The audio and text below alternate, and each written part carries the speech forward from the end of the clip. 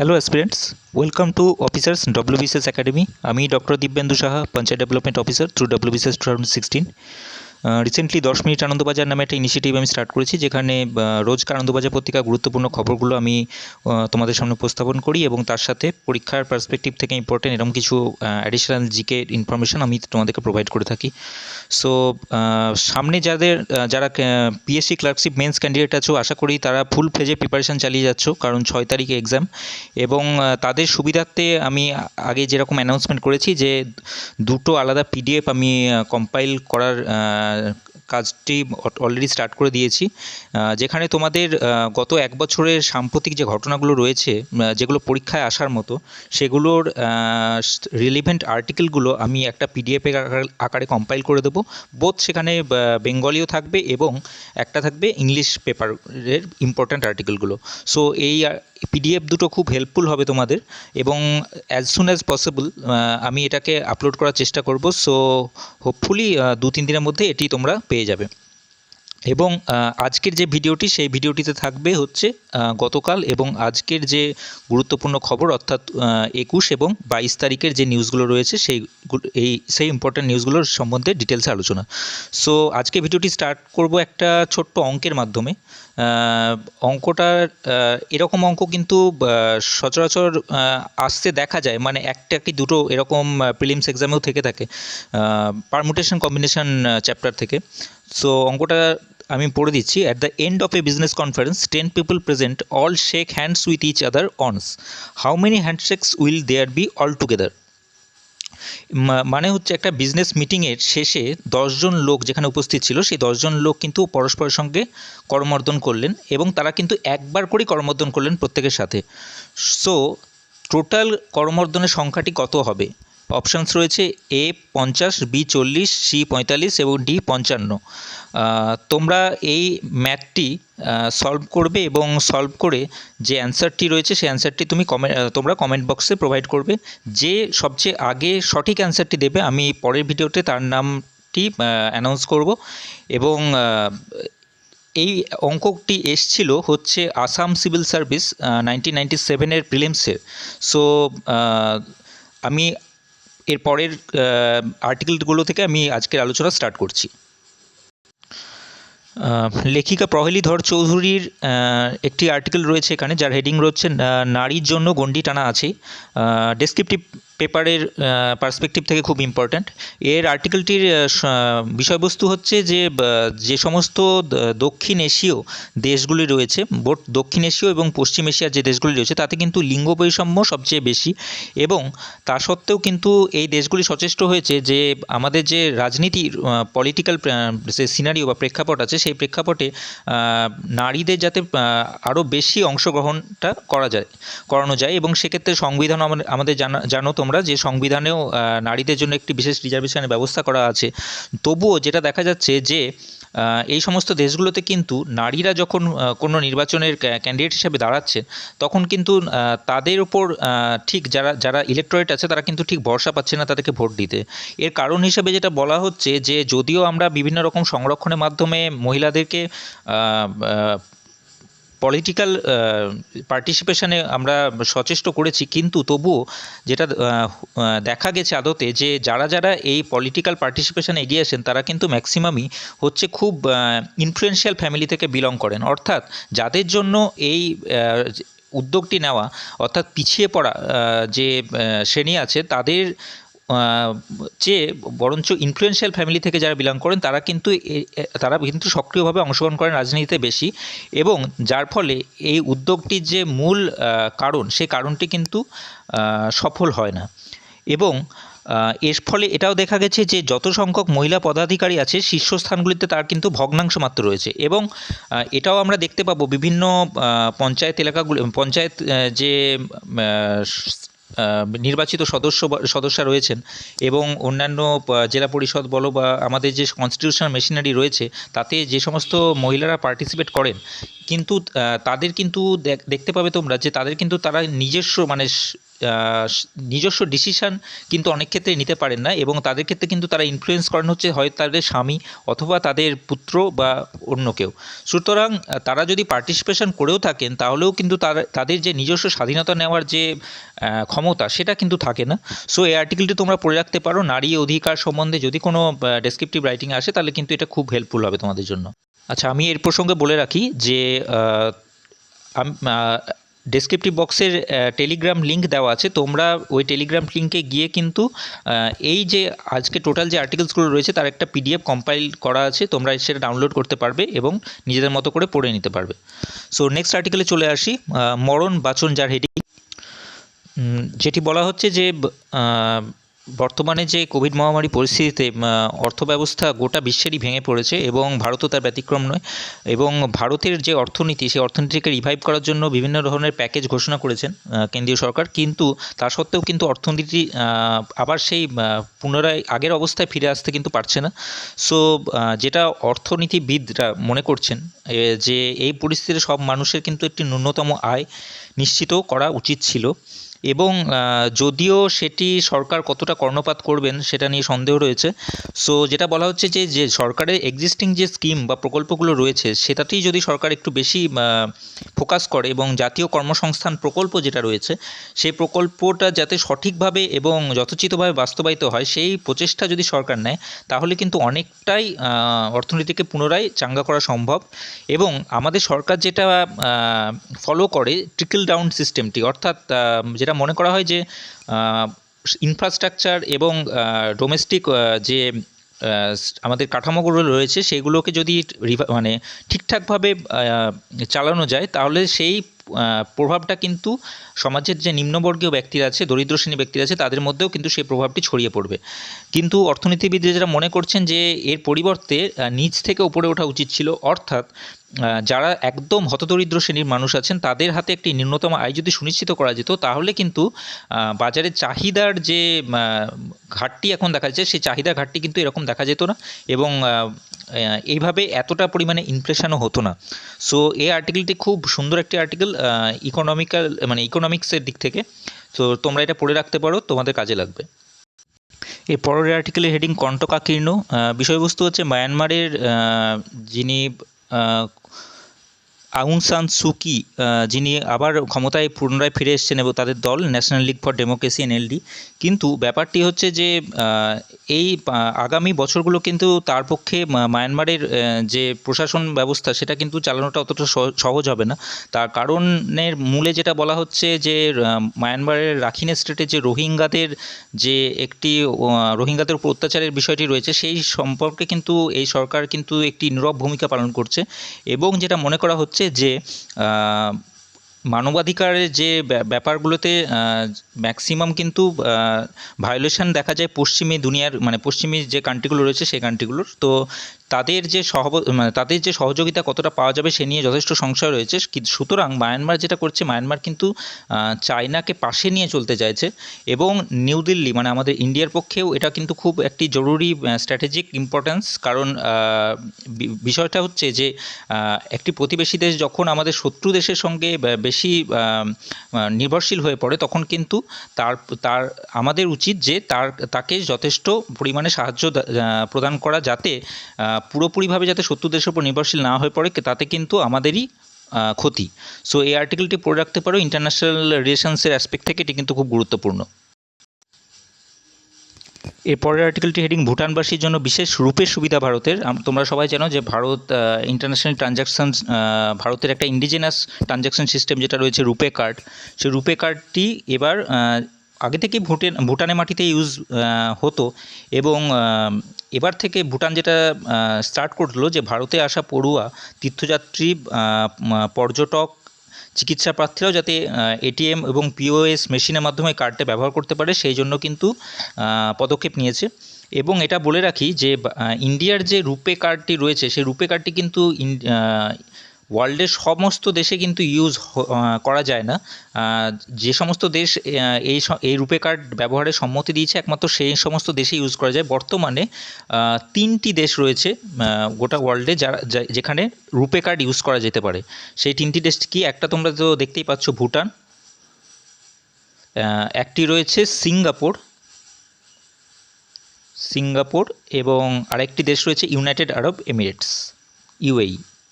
এই 3টি কান্ট্রিতে এখনও অবধি রুপে কার্ড ইউজ করা যায়। এরপরের আর্টিকেল, ভুটানের ভিতরে গ্রাম বানিয়েছে চীন। অ্যাকচুয়ালি কয়েকদিন আগে নিউজে এসেছিলো যে ভুটানের সীমান্তে 2 কিলোমিটার বেশি ভিতরে এসে পাংদা নামে একটা গ্রাম চীন তৈরি করেছে।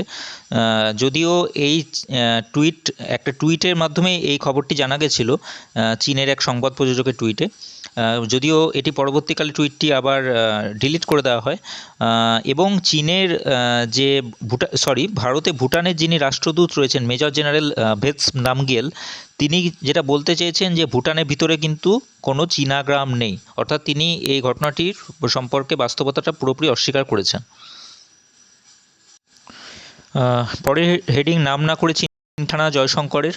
অ্যাকচুয়ালি যেটি হয়েছে যে ভারত প্রশান্ত মহাসাগরীয় অঞ্চলে যে সমুদ্র এলাকা রয়েছে, সেই সামুদ্রিক এলাকাতে কিন্তু একটি সম্ভাবনায় পরিস্থিতি সৃষ্টি হয়েছে, একটি সমুদ্র যুদ্ধের। যেটা আমাদের বিদেশমন্ত্রী এস জয়শঙ্কর বলতে চাইছেন যে চীনকে মানে চীনের নাম না নিয়ে চীনকে টার্গেট করে কিন্তু তিনি হুঁশিয়ারি দিয়েছেন যে যারা এই কয়েকটি রাষ্ট্রে মৌরসি পাট্টা যেটা না হয়ে ওঠে গোটা দুনিয়া, সেদিকে কিন্তু নজর রাখতে হবে।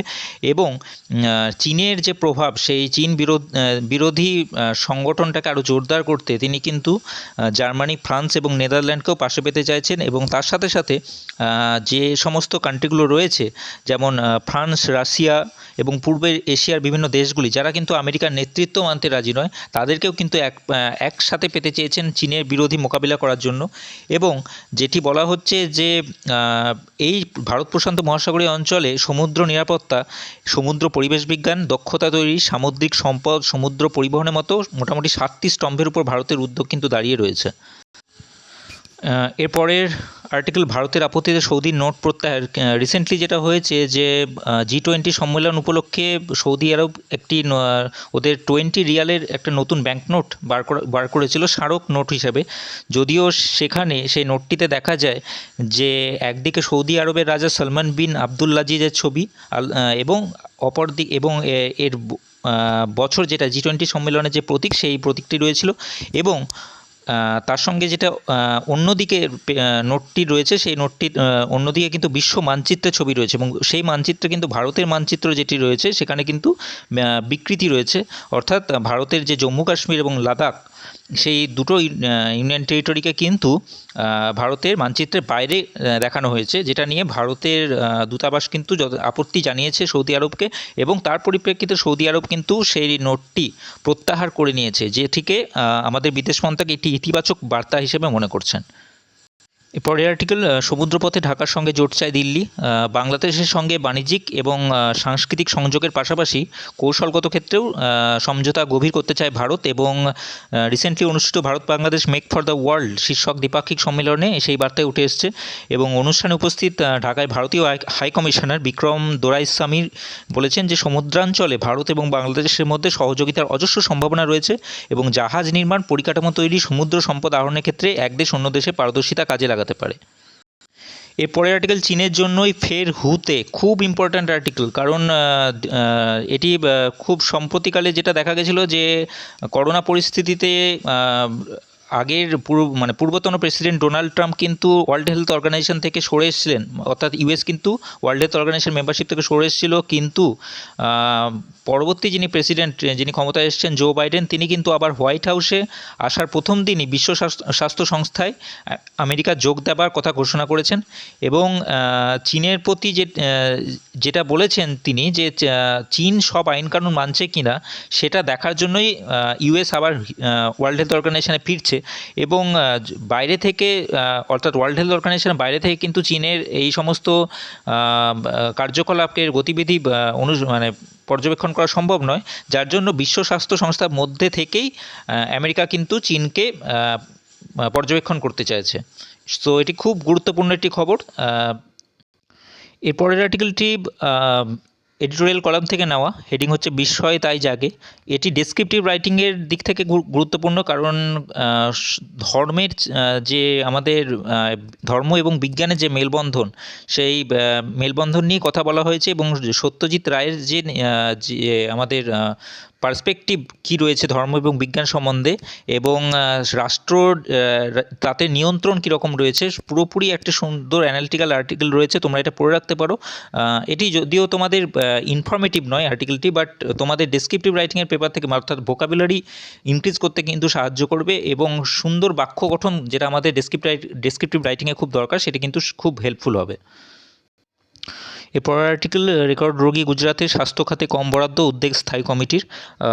যেটি দেখা গেছে যে দিল্লিতে বর্তমানে কিন্তু পরিস্থিতি ক্রমশ উদ্বেগজনক, এবং তার সাথে সাথে গুজরাটও তার ব্যতিক্রম নয়। গুজরাটেও কিন্তু রেকর্ড সংখ্যক আক্রান্তের সংখ্যা বাড়ছে, এবং স্বাস্থ্য বিষয়ক যে সংসদীয় স্থায়ী কমিটি আছে, সেই কমিটি যেটা রিকমেন্ডেশন দিয়েছে, এটা কি খুব গুরুত্বপূর্ণ, যে দেশের বিপুল জনসংখ্যার তুলনায় স্বাস্থ্য খাতে কিন্তু কেন্দ্রে বরাদ্দ অত্যন্ত কম, এবং স্বাস্থ্য ব্যবস্থার এই ভঙ্গুর অবস্থার জন্য কিন্তু কোভিড অতিমারির মতো এত বড় সংকট সামলাতে গিয়ে আমাদের ধাক্কা খেতে হচ্ছে।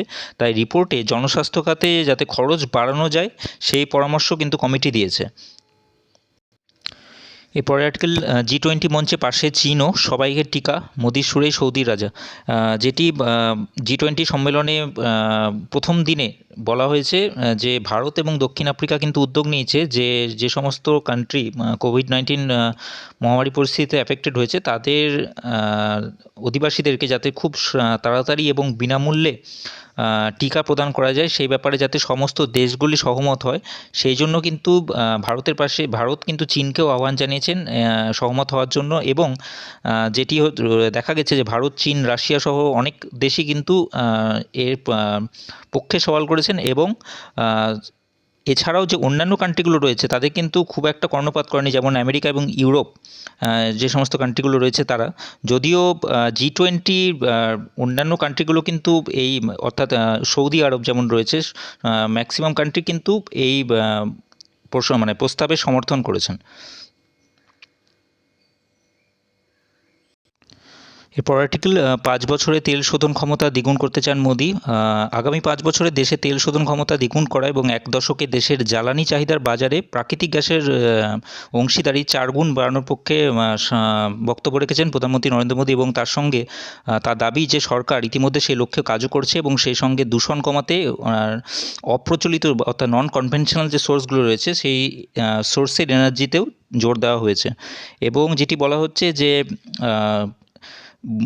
ইতিমধ্যেই সৌরবিদ্যুতের প্রতি ইউনিটের দাম 12 থেকে 13 টাকা থেকে 2 টাকায় নেমেছে, এবং দেশে 175 গিগাওয়াট অপ্রচলিত বিদ্যুৎ উৎপাদনের লক্ষ্যে 2022 সালের আগেই সেটা পূরণ হয়ে যাবে, এবং তার সাথে বলা হচ্ছে যে 2030 সালের আগে 450 গিগাওয়াটেও পৌঁছানো যাবে। এর পরের আর্টিকেল কর ফাঁকিতে বিপুল ক্ষতি, অর্থাৎ আমাদের দেশের যে ট্যাক্স যে ইভেশন হয় তার জন্য যে আমাদের কী পরিমাণ ক্ষতি হয় তোমরা এই আর্টিকেলের মাধ্যমে বুঝতে পারবে, যে 1-2 হাজার কোটি টাকার ব্যাপার নয়, বিভিন্ন বহুজাতিক সংস্থা এবং ব্যক্তির কর ফাঁকির কারণে প্রতি বছর ভারতে 75,000 কোটি টাকা কর সংগ্রহ কম হচ্ছে, এবং সেটি হচ্ছে যা দেশের যে জিডিপি রয়েছে সেই জিডিপির 0.41%, এবং বিশ্বজুড়ে এই অঙ্ক 42,700 কোটি ডলারেরও বেশি। এই সমীক্ষাটি যারা এনেছেন তারা হচ্ছেন আন্তর্জাতিক সংস্থা tax justice network, public service international এবং global alliance for tax justice যৌথভাবে এই রিপোর্টটি তৈরি করেছেন। এবং রিপোর্টে যেটি জানানো হয়েছে যে ভারতের ক্ষেত্রে বহু সংস্থা প্রত্যক্ষ বিদেশি বিনিয়োগ অর্থাৎ ফরেন ডাইরেক্ট ইনভেস্টমেন্ট যে আইন রয়েছে সেই আইনের ফাঁককে কাজে লাগিয়ে আর্থিক লেনদেন করে, এবং পুঁজি যেটা হয় সেটা যাওয়া আসা হয় মরিশাস, সিঙ্গাপুর, নেদারল্যান্ডসের মতো কয়েকটি দেশের মাধ্যমে, যেগুলোকে ট্যাক্স হ্যাভেন কান্ট্রি হিসাবে আমরা জানি, এবং এর ফলে বছরে 70,000 কোটি টাকারও বেশি ক্ষতি হয়, এবং প্রায় 5,000 কোটি টাকা কম আয় হয় শুধুমাত্র ব্যক্তিগত কর অর্থাৎ ইন্ডিভিজুয়াল ট্যাক্স ফাঁকির জন্য। এবং এই যে গোটা অঙ্কটা সেটা দেশের টোটাল স্বাস্থ্য বাজেটের কিন্তু 44.7%, এবং এডুকেশনের খরচের 10.68%। তো তোমরা বুঝতেই পারছো যে কতটা বিপুল পরিমাণ আমাদের কর আদায় হয় না ট্যাক্স ইভেশনের কারণে। এরপর আর্টিকেলটি হেডিং মেলেনি ত্রাণ শিল্পের তকমা চায় পর্যটন কেন্দ্র। খুব স্বাভাবিক, তোমাদের এর আগেও আমি আলোচনা করেছিলাম বিভিন্ন আর্টিকেলের মাধ্যমে যে আমাদের এই কোভিড মহামারী পরিস্থিতিতে যতগুলো শিল্প রয়েছে, যতগুলো ক্ষেত্র রয়েছে আমাদের দেশে, ইন্ডাস্ট্রি রয়েছে, সেই ইন্ডাস্ট্রির মধ্যে সবচেয়ে যদি বিপর্যস্ত হয়ে কোনো ইন্ডাস্ট্রি রয়েছে, তার মধ্যে কিন্তু আমাদের ট্যুরিজম সেক্টর কিন্তু প্রচণ্ডভাবে ক্ষতিগ্রস্ত হয়েছে এবং তাদের পিঠ ঠেকে গেছে দেওয়ালে। সো তারা যেটা আর্জি জানাচ্ছেন, তাদের যে সংগঠন রয়েছে federation of hotel and restaurant associations of ইন্ডিয়ার পক্ষ থেকে, যে এই যে পর্যটন যে ট্যুরিজম সেক্টর রয়েছে, পর্যটন ক্ষেত্র রয়েছে, সেটাকে যাতে শিল্পের তকমা দেওয়া হয়। কারণ যতক্ষণ না একটা সেক্টরকে ইন্ডাস্ট্রি তকমা দেওয়া হবে, ততক্ষণ কিন্তু তারা বিভিন্ন সুযোগ সুবিধা থেকে বঞ্চিত হবে। পাশাপাশি বিভিন্ন দেশের যে পর্যটক টেনে যে বিদেশি মুদ্রা আমরা আয় করি, সেক্ষেত্রেও কিন্তু এটাকে রপ্তানি শিল্পের স্বীকৃতি যেন দেওয়া হয়, তাই সেই দাবি কিন্তু তারা তুলেছে। এবং যদি এই পর্যটন ক্ষেত্রকে শিল্পের মর্যাদা দেওয়া যায়, তাহলে সেক্ষেত্রে কিন্তু কম সুদে দীর্ঘমেয়াদে ব্যাংক ঋণ, করের ক্ষেত্রে বাড়তি সুবিধা এবং সরকারি মাশুলে যে সমস্ত ছাড়গুলো পাওয়া যায়, সেগুলো কিন্তু তারা পেতে পারে। এবং যেটা মনে করা হচ্ছে যে বিদেশি মুদ্রা বাবদ যে আমাদের আয় হয়, সেখানে যদি জিএসটি না চাপানো হয়, তাহলে কিন্তু তাদের এই কঠিন পরিস্থিতিতে ব্যবসা চালানোটা তাদের পক্ষেও সম্ভব হবে। এরপরের আর্টিকেলটি এর পোস্ট এডিটোরিয়াল কলাম থেকে। লেখক হচ্ছেন বিদ্যুৎ কুমার বসু, যিনি প্রাক্তন ডেপুটি জেনারেল ম্যানেজার নাবার্ডের। তিনি যেটা মন্তব্য করেছেন যে পশ্চিমবঙ্গের পরিপ্রেক্ষিতে যে 3টি কৃষি সংস্কার আইন আনা হয়েছিল, সেখানে কিন্তু যেটা একটা আর্টিকেল, এর আগের আর্টিকেলে কোনো একটি আর্টিকেলের মাধ্যমে বলা হয়েছিল যে এই নতুন আইনে কিন্তু বাংলা চাষিরা উপেক্ষিত হচ্ছে। সো তিনি যেটা বলতে চাইছেন যে চাষিদের ফসল বিপণনের সমস্যা এবং যথাযথ লাভ পাওয়ার সমস্যার সমাধানের উদ্দেশ্যে গত 2 জুলাই অর্থাৎ 2রা জুলাই কিন্তু কেন্দ্রীয় সরকার একটি নির্দেশিকা জারি করেছে এবং তাতে যেটা বলা হয়েছে যে আগামী 5 বছরে 10,000 এফপিও অর্থাৎ ফার্মার্স প্রডিউসার অর্গানাইজেশন গঠন করার কথা বলা হয়েছে সরকারের পক্ষ থেকে, এবং এর জন্য নাকি সব ধরনের সহায়তাও দেওয়া হয়েছে এবং তার রূপরেখাও দেওয়া হয়েছে। সো তোমরা এটা নোট করে রাখতে পারো।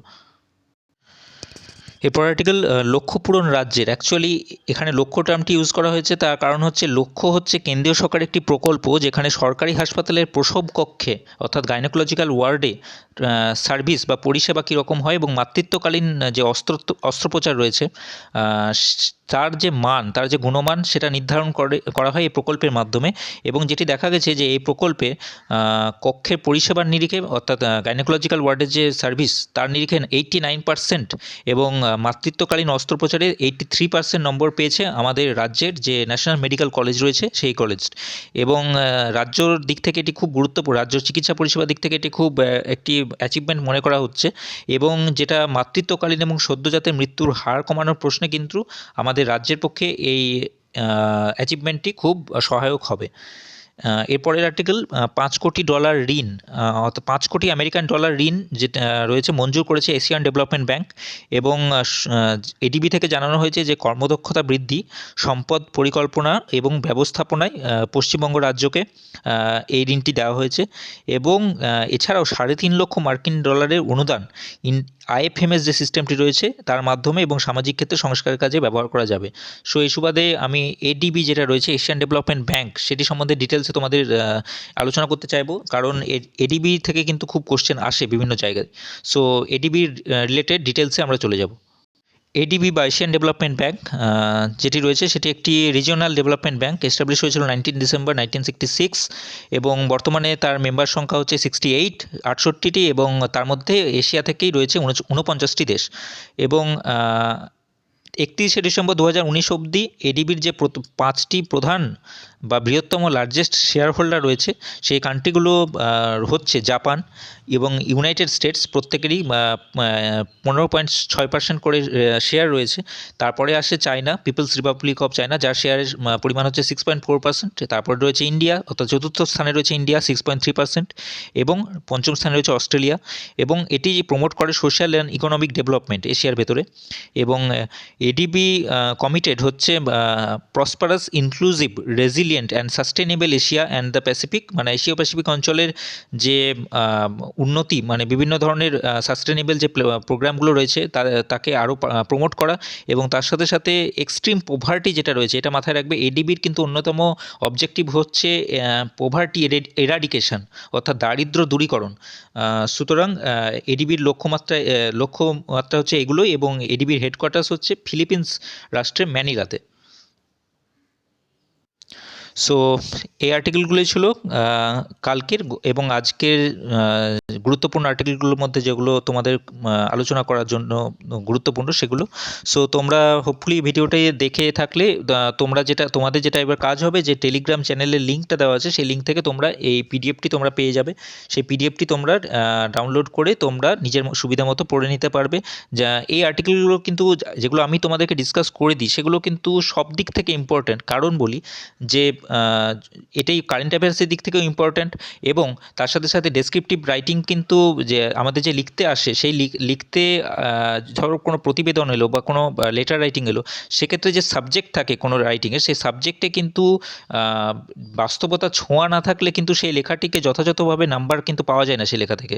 সুতরাং এই যত তুমি আর্টিকেলস পড়বে বা যত রেলিভেন্ট আর্টিকেলসগুলো পড়বে, তত তোমার কিন্তু একটা কনসেপ্ট বিল্ড হবে, এবং সেই কনসেপ্টকে কাজে লাগিয়ে কিন্তু তুমি আর্টিকেলকে তোমার যেটা তুমি রাইটিং লিখছো সেই কম্পোজিশনটাকে আরও বেশি